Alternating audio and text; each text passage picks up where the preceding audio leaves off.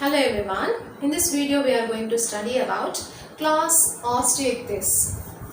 So we have already studied, there are two classes under division Gnathostomata. One is the class Chondrichthyes, we have already studied, and another one is a class Osteichthyes.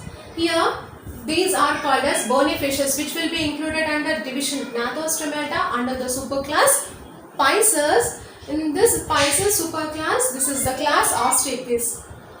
And these are, the endoskeleton is made up of bony material, hence they are called as bony fishes. They live both marine and freshwater habitat.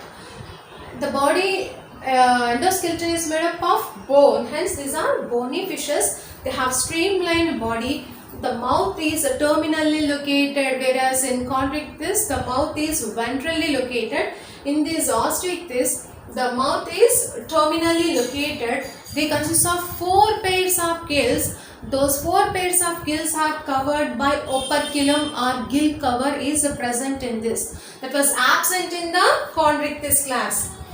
They consist of cycloid or ctenoid scales are present, whereas in Chondrichthyes, placoid scales are present. In this, the air bladder is present to exhibit buoyancy. So because of the presence of this air bladder, these fishes, they need not to swim continuously. So this will helpful for the buoyancy. They will float on the water because of the air bladder. They consist of the heart, which is a 2-chambered heart. One is auricle and one ventricle was present. And these are poikilodermous animals. What is the other meaning for the poikilodermous? Cold-blooded animals. They do not have the capability to change their body temperature according to the surrounding environment. In this, the sexes are separate. That means the male fishes and female fishes are separate, and the fertilization is external. That will not take place inside the body of the female. So external means in most of the aquatic animals, the fertilization is external only. The fertilization takes place in the water. The male gametes, female gametes fused in the water only. These are oviparous. Oviparous means they lay eggs, and the development is direct. That means there is no larval stage. From the egg directly, egg hatches into the normal fishes.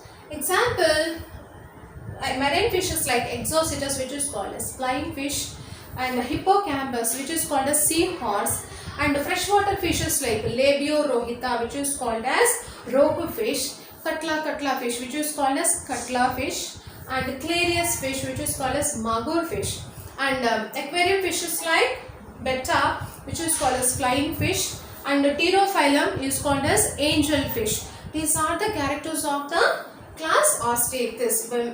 We will repeat once again.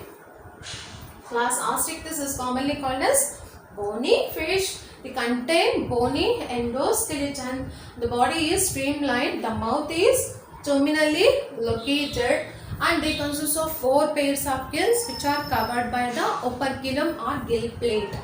So they contain cycloid or ctenoid scales, and the air bladder is present to show the buoyancy. Because of that, they need not to swim continuously.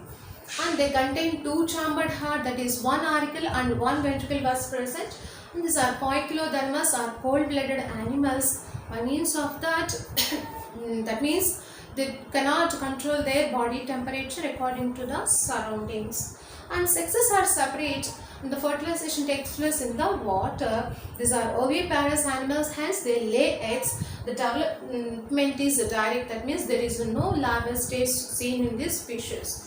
Examples for these fishes are marine fishes like Exocetus, which is called as flying fish, Hippocampus, which is called as seahorse, and freshwater fishes like Labiorohita, which is called as rogue fish, Katla, which is called as Katla fish, and Clarius, which is called as Magur fish.